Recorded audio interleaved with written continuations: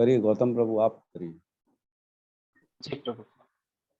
ओम अज्ञानतिमिरान्धस्य ज्ञानाञ्जनशलाकया चक्षुरुन्मीलितं तस्मै श्रीगुरुवे नमः। नमः ओं विष्णुपादाय कृष्णप्रेष्ठाय भूतले श्रीमते भक्तिवेदांत स्वामी नामिने। नमस्ते सारस्वती देवे गौरवाणी प्रचारिणे निर्विशेष शून्यवादी पाश्चात्यदेशतारिणे। जय श्री कृष्ण चैतन्य प्रभु नित्यानंद श्री अद्वैत गदाधर शिवासादि गौर भक्त वृंद। हरे कृष्णा कृष्ण कृष्ण हरे हरे, हरे राम राम राम हरे हरे। हरे कृष्णा। हरे कृष्णा। बहुत बहुत धन्यवाद, प्रभु जी ने बहुत अच्छा मंगलाचरण किया। ठीक है, तो अब हम प्रवेश करते हैं आज हमारी कक्षा में। अभी हमारा चल रहा है 6वां अध्याय और हमने फर्स्ट और सेकंड श्लोक 2 श्लोक कर लिए, राइट। आज थर्ड हमें करना है ना। तो पहले और दूसरे श्लोक में जो बताया गया भगवान के द्वारा ध्यान योग के बारे में वर्णन किया गया, सन्यासी के बारे में वर्णन किया गया कि जो ऐसा सन्यासी नहीं है जो अपने लिए कर्म नहीं करता है। कई लोग अपना कर्म छोड़ देते हैं, अग्नि नहीं जलाते, खाना नहीं पकाते, खाली भिक्षाटन पे रहेंगे, लेकिन उनके अंदर ना कर्म फल के प्रति आसक्ति बनी रहती है। तो ऐसे लोग एक्चुअल में कुछ नहीं करते, वो खाली समय व्यर्थ करते हैं, ऐसा बताया गया पहले श्लोक में। और दूसरे में कहते हैं कि जिसे सन्यास कहते हैं उसे ही तुम योग, मतलब सन्यास और योग दोनों एक साथ मानो, एक ही चीज मानो। लेकिन जो ये दोनों हैं इनके साथ इंद्रिय तृप्ति नहीं चल सकती। एक जंगल में 2 शेर नहीं रह सकते, वैसी इंद्रिय तृप्ति, सेंस ग्रेटिफिकेशन और योग चाहे सन्यास, ये एक साथ नहीं चल सकते। इसको त्यागना ही पड़ेगा, तभी उसको योग कहलाएंगे, तभी भगवान से जुड़ सकता है, नहीं तो नहीं जुड़ सकता। ठीक है, तो इन दोनों में मेरे ख्याल से कोई भी किसी को भी कोई प्रॉब्लम नहीं होगी, कोई कंफ्यूजन नहीं होगा, कोई डाउट नहीं होगा। अब हम प्रवेश करते हैं तीसरे श्लोक में, राइट। यहाँ पे कहते हैं भगवान, आरुरुक्षो मुने योगम कर्म कारणमुच्यते योगारूढ़स्य तस्यैव शमः कारणम उच्यते। अष्टांग योग के 9 साधक के लिए कर्म साधन कहलाता है और योग सिद्धि पुरुष के लिए समस्त भौतिक कार्यकलापों का परित्याग ही साधन कहा जाता है। तो इसमें क्लियर कट बताया गया है कि आरुरुक्षो मतलब जिसने अभी योग प्रारंभ कर लिया। योग मतलब भगवान से जुड़ने की प्रक्रिया। आरुरुक्षो योगम, आरुरुक्षो मुने योगम कर्म कारणम उच्यते, मतलब ऐसी उच्यते मतलब कहा जाता है ना। कारण मतलब कारण, जो रीजन है वो। तो जो योग में स्टार्ट कर चुका है उसको आरुरुक्षो कहा जाता है, कारणम उच्यते। और योगारूढ़स्य तस्यैव शमः कारणम उच्यते, मतलब योग में आरूढ़ जो हो चुका है, अष्टांग योग प्राप्त होने वाले का, उसका निश्चय ही संपूर्ण भौतिक कार्यकलापों का त्याग हो जाता है। तो वो अपने बाकी सारे काम को त्याग देता है जो उसमें एंटर कर चुका है। ठीक है, अनुवाद में कहते हैं अष्टांग योग के 9 साधक के लिए कर्म साधन कहलाता है और योग सिद्धि पुरुष के लिए समस्त भौतिक कार्यकलापों का परित्याग ही साधन कहलाता है। तो इसमें मतलब बड़ा एक ही चीज को घुमा के समझाया गया अच्छे से कि जब तक योगा में सिद्ध ना हो, जब तक पूर्ण रूप से आपने उसमें प्रवेश नहीं किया है, तब तक आपको कर्म को फॉलो करना पड़ेगा, विधि विधानों को फॉलो करना पड़ेगा। लेकिन जिस दिन पूर्ण रूप से आप योगी बन चुके हो, जिस दिन आपने सारी चीजों को अपने जीवन में उतार लिया है, फिर उसके बाद आपको विधि विधानों को, कर्म को फॉलो करने की जरूरत नहीं है। उसके लिए समस्त भौतिक कार्यकलापों का परित्याग ही साधन कहलाता है। फिर वो सब चीजों को त्याग दे देता है। पहले कर्म करता है, कर्म करके पहले कर्म से योग सीखे, फिर एक्सपर्ट होने के बाद कर्म का त्याग करे। समझ में आ रहा है? पहले जैसे हमारे लिए पहले बोलते हैं प्रभुपाद की 16 माला करना बड़ा जरूरी है, विधि विधान है। मन नहीं लग रहा फिर भी हमारे को 16 माला करनी। मन तो पता नहीं कब लगेगा, भगवान ही जाने, लेकिन मन नहीं लगता इसलिए 16 माला करनी पड़ती है। लेकिन ऐसा भी होता है जो इसमें बहुत आगे निकल जाते हैं, जिनको नाम आभास होता है, नाम रुचि हो जाती है, जिनको जिनको नाम में बड़ा आनंद आने लगता है ना, उसको फिर 16 माला क्या, वो 64 माला तक करते हैं। उनको मजा आता है माला करने में, उनको ऐसा लगता है भगवान की प्राप्ति हो रही। तो उनके लिए फिर विधि विधान की जरूरत नहीं, उनको तो ऑटोमेटिकली इतना प्रेम आ गया कि बाकी चीजें वो छोड़ देते हैं। कर्म जो है ना, वो उनके लिए कोई कानून की जरूरत नहीं, विधि विधान की जरूरत नहीं। ठीक है। तो योगा रुरुक्षु बिगिनिंग स्टेज है भक्ति की। जैसे इसमें ना एक बहुत अच्छा एग्जांपल दिया गया, मैं आपको पढ़ के सुनाता हूँ। ठीक है। आरुरुक्षो अर्थात जो व्यक्ति योग में चलना चाहता है उसके लिए कर्म साधन है। यहाँ पर श्री कृष्ण योग आरुरुक्षो शब्द का प्रयोग कर रहे हैं। योग की तुलना एक नौका से की जा सकती है ना। यदि हम किसी नदी को पार करना है तो सबसे पहले हमें किसी नौका के निकट जाना होता है जो हमें नदी पार कराएगी। तो यहाँ पर श्री कृष्ण कह रहे हैं कि जब तक हमें नौका प्राप्त नहीं होती तब तक हम नौका के लिए आरुरुक्षु कहलाएंगे। आरुरुक्षु शब्द का अर्थ है ऐसा व्यक्ति जो आरूढ़ होना चाहता है, अर्थात किसी वस्तु के ऊपर चढ़ना चाहता है। यदि कोई व्यक्ति नौका में चढ़ना चाहता है तो उसे कहा जाएगा नौका रुरुक्षु। तो जब तक व्यक्ति नौका में चढ़ना चाहता है अर्थात वह नौका में चढ़ा नहीं है, तब तक उसे पैदल या जो भी क्रिया करनी पड़ेगी उस दिशा में चलना पड़ेगा, नौका को हासिल करना पड़ेगा। लेकिन जिस दिशा में नौका होती है वहां जाना पड़ेगा। उसी प्रकार यहाँ श्री कृष्ण कह रहे हैं जब तक हमें भक्ति की नौका प्राप्त नहीं होती तब तक हमें वैदिक आदेशों के अनुसार कर्म करना पड़ेगा। तो एक नाव है, उसमें अगर बैठना चाहते हो आप, तो जब तक बैठे नहीं हो नदी पार करने के लिए तब तक आपको थोड़ा प्रयास करना पड़ेगा, ढूंढना पड़ेगा, चलना पड़ेगा, जाना पड़ेगा, तकलीफ उठानी पड़ेगी नौका में बैठने के लिए। लेकिन जब नौका में हम बैठ जाते हैं नाव में, उसके बाद आपको कर्म करने की जरूरत है क्या? फिर तो नाव खुद चलती है ना धीरे धीरे, हमको कुछ करने की जरूरत नहीं है। लेकिन जब तक चढ़े नहीं है तब तक कर्म करना पड़ेगा।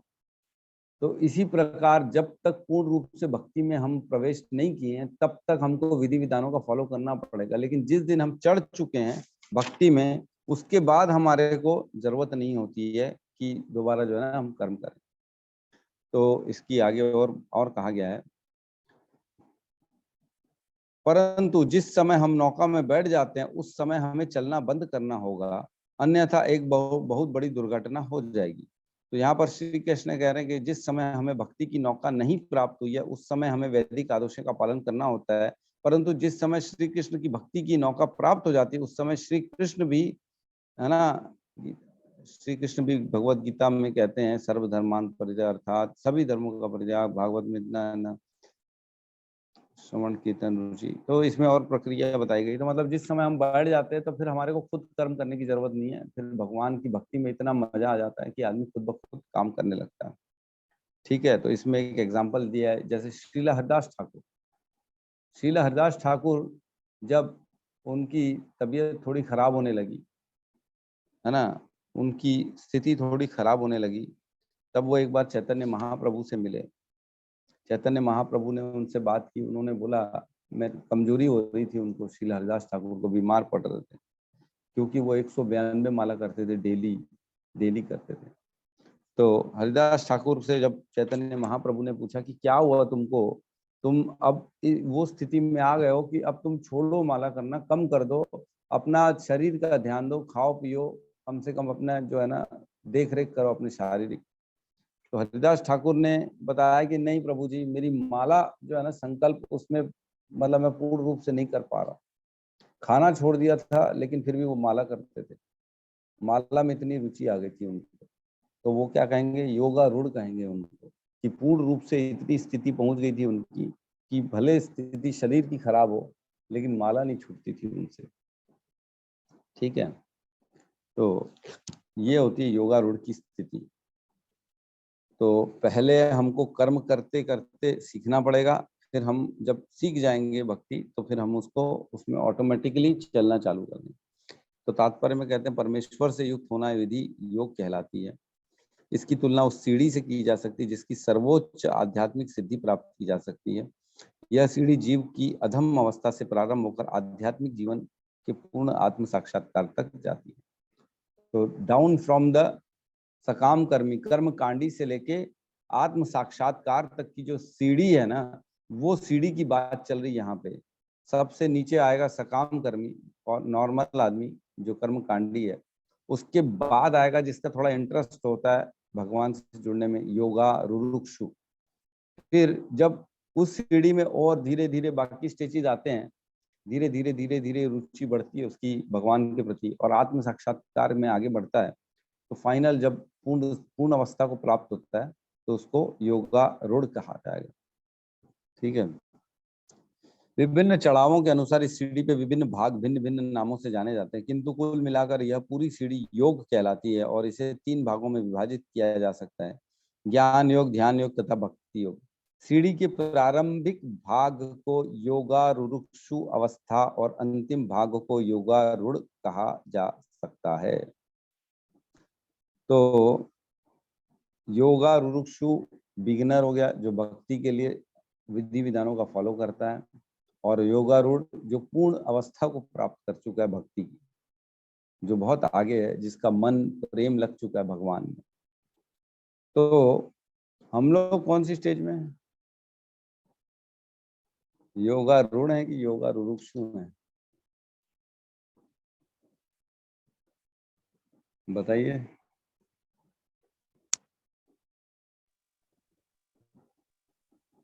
तो मुझे अभी तो बिगिनर है, कोशिश कर रहे हैं। योगारूढ़ हैं हम लोग।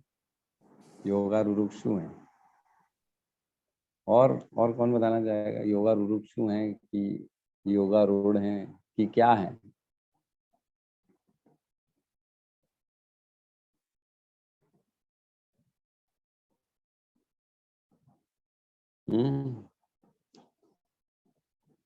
माता जी और प्रभु जी ने कहा योगारूढ़ हैं हम, तो योगारूढ़ हैं?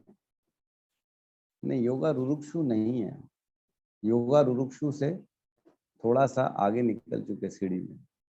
योगारूढ़ तो नहीं है, लेकिन हाँ, सत्यम प्रभु जी बोले योगारूढ़ से थोड़ा आगे बढ़ने की प्रोसेस में है। एकदम सही कहा, वो बिगिनिंग है। योगारूढ़ जो है ना, एकदम बिगिनिंग है। आपने देखो क्या है, आपने मैं जो मेरी जो फीलिंग है मैं वो शेयर कर रहा हूँ।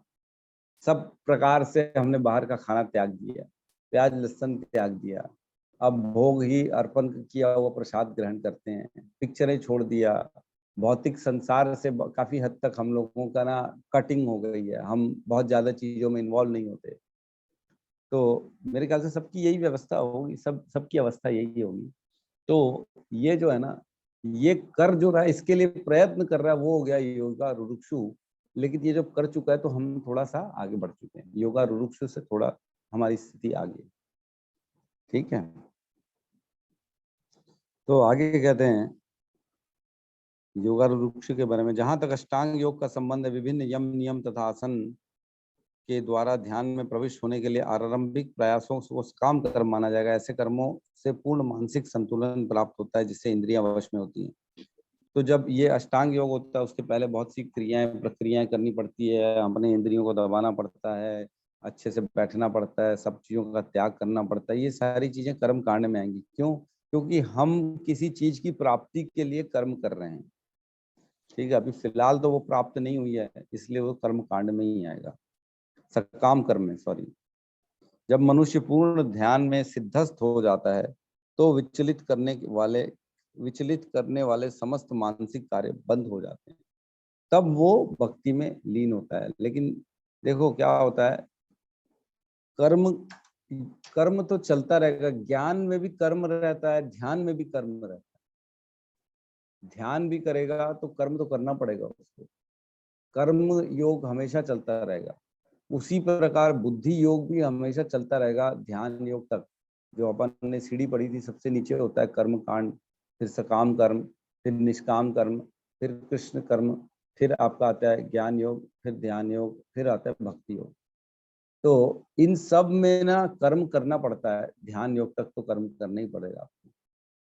उसके अलावा बुद्धि योग जहां जहां आपने डाला, बुद्धि योग मतलब कृष्ण का तत्व आपने उसमें प्रवेश कर दिया। ध्यान खाली ध्यान करने से कुछ नहीं मिलने वाला जब तक उसमें बुद्धि योग नहीं रहेगा। ज्ञान में भी आपको सबका ज्ञान हो गया, ये उपास, ये यज्ञ, ये अनुष्ठान, ये पूजा, ये तपस्या, ये सारी चीजों का आपने पढ़ लिया, ज्ञान पढ़ लिया, लेकिन वो योगा लेडर योग नहीं कहलाएगा जब तक उसमें बुद्धि नहीं जुड़ेगी। बुद्धि योग जोड़ोगे जब उसमें कृष्ण का तत्व जोड़ोगे, तब वो इस योग की स्थिति में आएगा, तब जाके भगवान की भक्ति प्राप्त होने वाले सही रास्ते में पहुंच जाएंगे, नहीं तो भटक जाएंगे। उस ज्ञान के द्वारा हम सिद्धि और अपना नाम यश की प्राप्ति के प्रति, और जो है ना, जैसे अलग अलग बाबा आते हैं वो अपना ही गाना गाते हैं कि मेरे को तो ये मालूम पड़ जाता है, मेरे को ये मालूम पड़ जाता है, मेरी पूजा करो। तो अपने आप को ही भगवान मानना चालू करते, जहां वो सिद्धि मिल जाती ज्ञान योग में। तो इस तरह से ये योगा लेडर से ना इधर उधर शाखाएं निकली रहती है। वो शाखाएं जो होती है ना, वो इंद्रिय तृप्ति की शाखाएं होती है, पता ही नहीं पड़ता है। ज्ञान आ गया, उसके बाद अपने आप को भगवान मान के बैठे तो वो शाखा में चले गए, वो भगवान की भक्ति छोड़ दी उन्होंने। तो बुद्धि योग जब तक नहीं मिलेगा तब तक भक्ति प्रवेश नहीं कर पाएगी हमारे जीवन में। बुद्धि के द्वारा उस ज्ञान को सही रास्ते में लगाना, बुद्धि के द्वारा उस ध्यान को सही रास्ते में लगाना, ठीक है।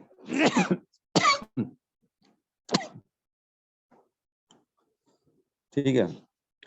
किंतु कृष्ण भावनावित व्यक्ति प्रारंभ से ही ध्यान अवस्थित रहता है, क्योंकि वह निरंतर कृष्ण का चिंतन करता है। तो जो हम भक्त हैं स्पॉन के, उसमें न ध्यान की जरूरत है न ज्ञान की जरूरत है। प्रभुपाद ने डायरेक्ट शॉर्टकट दे दिया, सीधा योगा रूढ़ बन जाओ, जरूरत ही नहीं है ज्यादा टेंशन लेने की।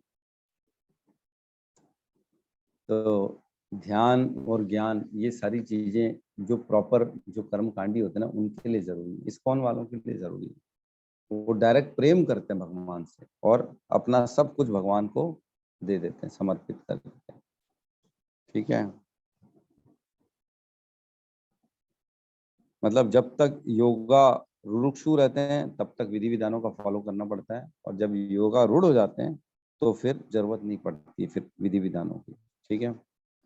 तो इसमें ना एक दो श्लोक हैं श्रीमद् भागवतम के, नोट कर सकते हैं आप।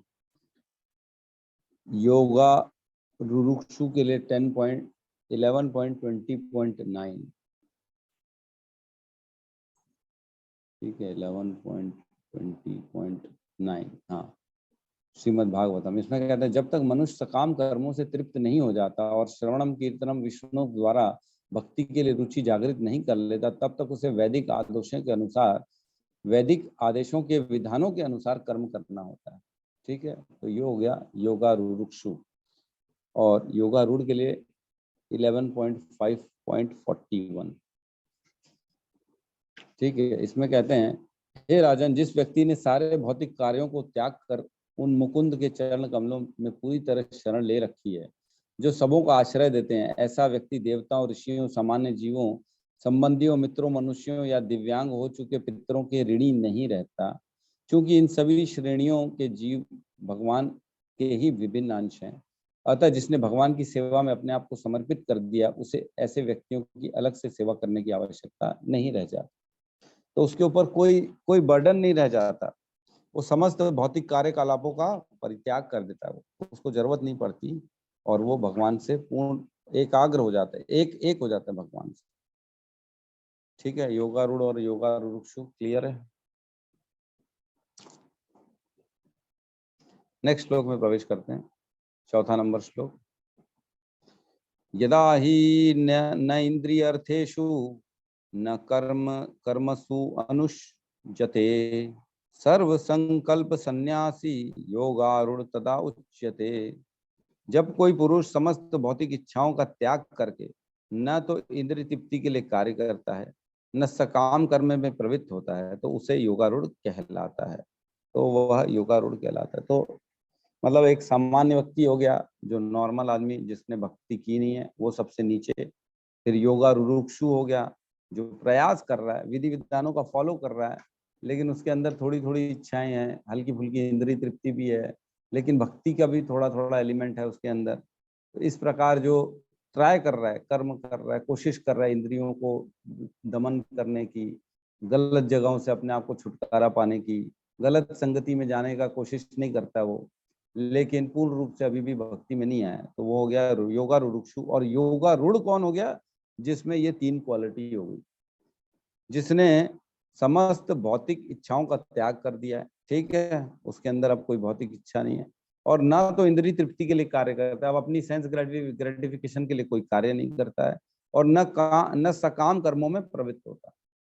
तो ऐसे काम नहीं करता, रिजल्ट ओरिएंटेड, अपनी उद्धार के लिए काम करेगा, अपने परिवार के लिए काम करेगा, ऐसा नहीं करेगा, सकाम कर्मों में नहीं रहता वो, तो वो योगारूढ़ कहलाएगा।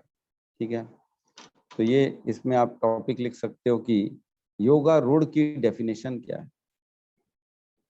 ठीक है, इसके तात्पर्य में कहते हैं, भगवान शिला प्रभुपाद कहते हैं, जब मनुष्य भगवान की दिव्य प्रेमा भक्ति में पूरी तरह लगा रहता है तो वह अपने आप में ही प्रसन्न रहता है, और उसे इस तरह इंद्रिय तृप्ति या सकाम कर्म में प्रवृत्त नहीं होता। अन्यथा इंद्रिय तृप्ति में लगना ही पड़ता है, क्योंकि कर्म किए बिना कोई नहीं रह सकता। हमने पढ़ा था तीसरे अध्याय में 5वें श्लोक में, कहते हैं भगवान की कर्म के बिना तो कोई एक पल भी नहीं रह सकता, उसे कर्म करना ही पड़ता है। 5वें में भी कहा था और 7वें में भी कहा था मेरे ख्याल से, क्यों, जिसमें कहा था कि शरीर निर्वाह के लिए तो कर्म करना पड़ेगा। 5वें में कहते हैं भगवान प्रत्येक व्यक्ति को प्रकृति से अर्जित गुणों के अनुसार विवश होकर कर्म करना पड़ता है, अतः कोई भी एक क्षण के लिए भी बिना कर्म किए नहीं रह सकता।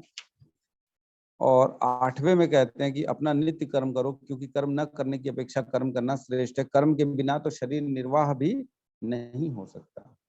तो तीसरे अध्याय में भगवान ने हमारे को ये क्लियर कर दिया था कि हर किसी को कर्म तो करना पड़ता है किसी भी स्थिति में, लेकिन जो स्वरूप सिद्ध व्यक्ति है वो कर्म के लिए बाध्य नहीं रहता, वो अपने आप को सभी कर्मों से छुटकारा करा लेता है, उसके अंदर कोई रिस्पॉन्सिबिलिटी, कोई जिम्मेदारी नहीं रहती। ठीक है, तो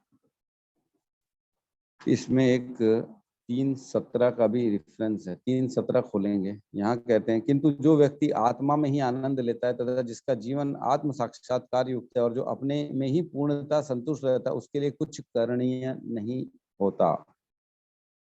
तो हमने पहले भी पढ़ चुका है तीसरे अध्याय में भी, कि जो अपने अंदर में आनंद लेता है, जो कुल मिला के योगारूढ़ हो चुका है, उसके लिए कुछ करणीय कर्तव्य नहीं बनता, कुछ नहीं जानता। ठीक है, किसी का कोई डाउट है यहाँ पे?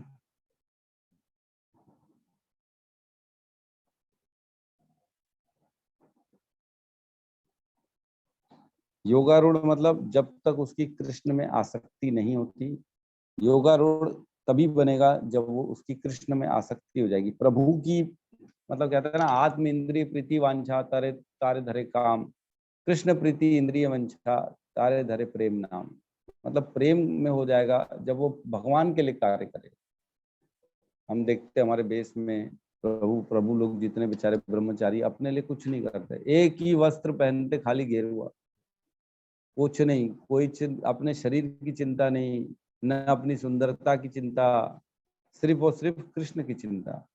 कृष्ण को अलग अलग ढंग से सजाएंगे, फूल फूल माला लगाएंगे, उनको भोग अलग अलग 56 भोग लगाएंगे, अपनी चिंता नहीं, अपने को मिला तो ठीक, नहीं मिला तो ठीक, भगवान के ज्ञान का ही, भगवत गीता का डिस्ट्रीब्यूशन करेंगे, भगवत गीता का पाठ करेंगे, भागवतम की कथा करेंगे, कीर्तन करेंगे, भगवान का नाम लेंगे, अपना कोई चिंता नहीं, उनको सिर्फ भगवान की चिंता है, भगवान से प्रेम हो गया, एक्चुअल भगवान के प्रति सारे कर्म अर्पित हो चुके। तो ये योगारूढ़ की स्थिति हो जाती है, अपने लिए कुछ भी नहीं चाहिए, पूर्ण रूप से जीरो कर दिया अपने आप को, लेकिन प्रभु की खुशी चाहिए, प्रभु के लिए सारे कर्म को अर्पित करना है। तो खाएंगे तो प्रभु के लिए खाएंगे, जो अर्पित किया हुआ है तो खाएंगे, सोएंगे तो प्रभु के लिए सोएंगे, क्योंकि सुबह उठ के मंगला आरती करनी है, जागेंगे कर्म करेंगे तो प्रभु के लिए करेंगे, जिसमें प्रभु का नाम हो, प्रभु का गान हो, उनके गुण का वर्णन हो, हर चीज में कृष्ण को सेंटर बना देते हैं, तो योगारूढ़ की स्थिति आ जाती है। एक श्लोक है 18.49 खोलेंगे।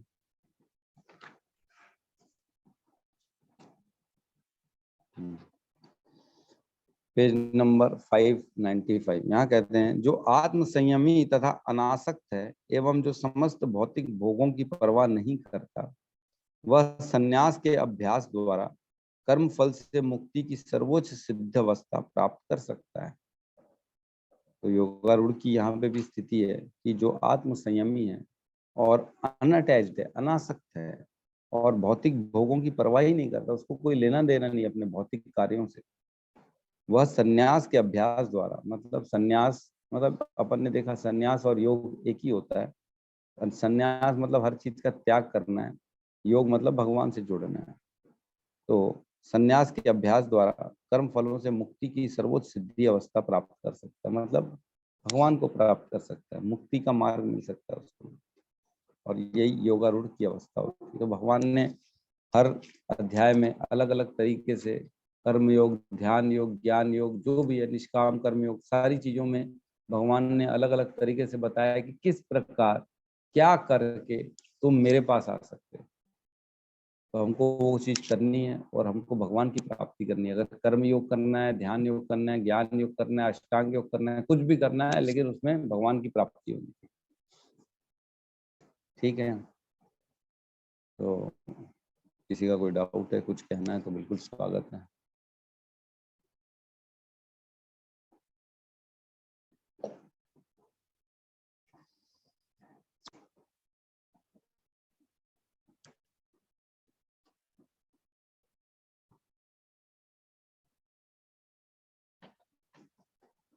तो एक कहावत आती है, मेरे गुरु जी हृदय प्रशांत मुकुंद प्रभु जी कहते हैं, मक्का गए मदीना गए, मक्का गए मदीना गए, बनने गए काजी, जब वापस घर आए तो वही पाजी के पाजी, है ना। तो हमारी स्थिति ऐसी नहीं होनी चाहिए कि मक्का गए मदीना गए, बनने गए थे काजी, लेकिन जब घर आए वापस तो वही पाजी के पाजी। करने तो सब कर गए, कोशिश तो सारी की, ये भी करेंगे, विग्रह सेवा भी करेंगे, 16 माला भी करेंगे, कीर्तन भी करेंगे, लेकिन बाद में एंड ऑफ द डे पता पड़ा इंद्रिय तृप्ति तो खत्म ही नहीं हुई, कर्म फल के प्रति आसक्ति तो खत्म ही नहीं हुई। तो क्या मतलब, वही पाजी के पाजी, कर रहे सारा कुछ लेकिन फिर भी वही पाजी के पाजी। तो हमको अंदर अपने विचारों में हर चीज में वर्क करना पड़ेगा। जैसे आजकल बोलते हैं ना, ये वर्कशॉप चल रहा है, आप अपना पर्सनालिटी डेवलपमेंट वर्कशॉप चल रहा है हमारा, आइए हम आपको पर्सनालिटी आपकी डेवलप कर देंगे। अभी आपको इंग्लिश की वर्कशॉप चल रही है, इंग्लिश की फ्लुएंसी करा देंगे, इंग्लिश कैसे बोलना है 4 लोगों के बीच में। तो अलग अलग टाइप के ना लोग वर्कशॉप करते हैं, लेकिन बाद में घर आके फिर वैसी का वैसी वो कांटा चम्मच से खाना सिखाएंगे, आप ऐसे खाइए वैसे खाइए, लेकिन घर आएगा फेंकेगा कांटा चम्मच, बोलेगा दाल चावल खिला मेरे को, हाथ से खाने में जो आनंद आता है वो थोड़ी आता है उसमें। तो वैसे ही है कि सीख तो सब गए लेकिन किए वही जो हम करते आ रहे।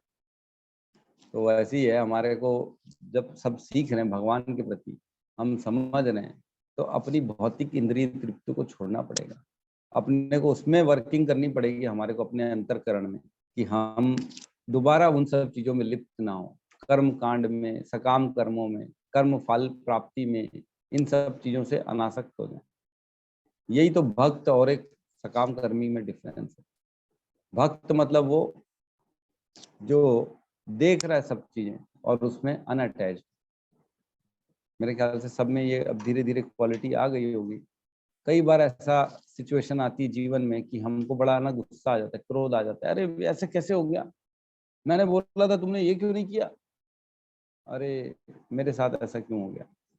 लेकिन ऐसी स्थिति में ना अब क्रोध नहीं आता, अब ऐसा लगता है कि ठीक है अब क्या कर रहे हैं, हमने तो कोशिश की, अब नहीं होना था नहीं हुआ। क्रोध नहीं आता, एजिटेशन नहीं होता। तो यही है स्थितियां, हर स्थिति को, हर सिचुएशन को स्वीकार करो, गलत हो, परेशानी वाली हो, खराब हो, अपना नुकसान हो रहा हो, जो भी हो रहा हो, लेकिन स्वीकार करो। मेरा ब्रदर उस दिन चर्चा कर रहा था मेरे साथ, बोले यार एक बहुत बड़ी प्रॉब्लम आ गई। मैंने कहा बता भाई क्या हो गया। बोले ऐसी ऐसी बात है इससे हमको बहुत नुकसान हो जाएगा। हमारी बहुत सालों की जो है ना स्थिति, मतलब थोड़ी सी एक ऐसा एक प्रॉब्लम था, एक प्रॉपर्टी को लेके, बोले उसमें नुकसान हो जाएगा। मतलब जो होना होगा होगा यार, क्या कर सकते हैं हम, हमको क्या लेना देना, कुछ नहीं कर सकते। मिलना होगा मिलेगी, नहीं मिलना होगा नहीं मिलेगी, इसमें टेंशन किस बात है, चली जाएगी तो चली जाएगी, कोई फर्क नहीं पड़ता। तो इस प्रकार का विचार रखना चाहिए। आया तो ठीक, नहीं आया तो ठीक, उससे क्या फर्क पड़ेगा, कोई फर्क नहीं पड़ेगा। क्या हमारा दिनाचर्य फर्क आ जाएगा दिनचर्या में? क्या हमारा खाना पीना अलग अलग हो जाएगा? क्या फर्क आएगा? कुछ फर्क नहीं पड़ेगा, खाली विचारों का फर्क आएगा। मानसिक मनोस्थिति में धरातल जो होती है ना, मन की धरातल, वहां पे जाके सारी चीजें वर्क करती है, और इससे ज्यादा कुछ नहीं है। तो हमको मन को ही समझाना है बुद्धि से कि ये सब तो आता जाता रहेगा, कोई फर्क नहीं पड़ेगा। कभी खुशी आएगी, कभी दुख आएगा, कभी कष्ट आएगा, कभी नुकसान होगा, कभी अच्छा प्रॉफिट होगा, लेकिन ये होता रहेगा। तो इसको चुपचाप स्वीकार करो और आगे बढ़ते चलो।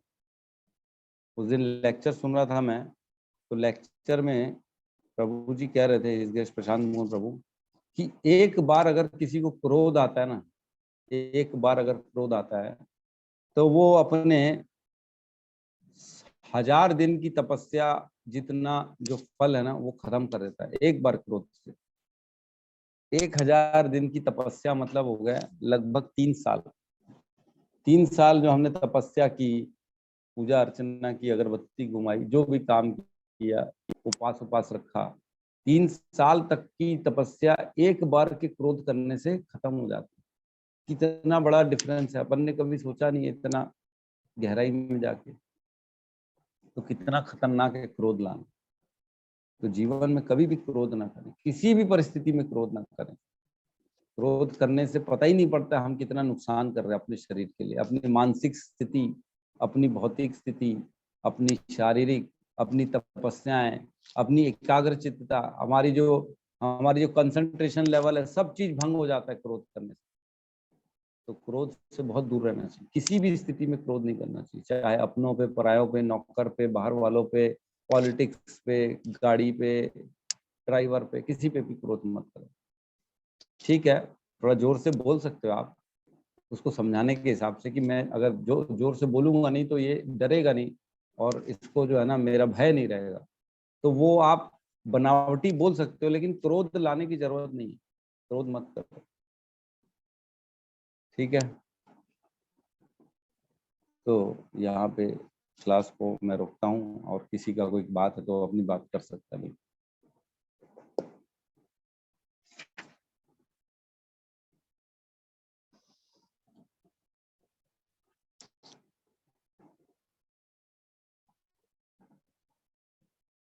ठीक है, तो क्लास को हम फिर क्लोज करते हैं। यहाँ पे सब मिलके हरे कृष्ण महामंत्र का जाप कर लेते हैं। अब अनम्यूट कर सकते हैं अपने आप को। ठीक है, हरे कृष्णा हरे कृष्णा हरे कृष्णा कृष्णा हरे हरे, हरे हरे हरे राम हरे राम राम हरे हरे।